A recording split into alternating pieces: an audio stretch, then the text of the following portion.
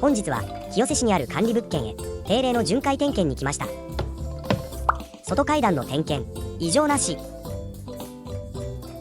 台風シーズンには階段に物を置いていると強風で飛散し安全を脅かす可能性があるのでしっかり確認します。外壁面もひび割れは見当たらずシール類も問題ありません。給水ポンプも異常ありませんでした。屋上に上がりルーフドレンの様子もチェックします。ここは落ち葉が溜まりやすい場所なのでしっかり清掃をします。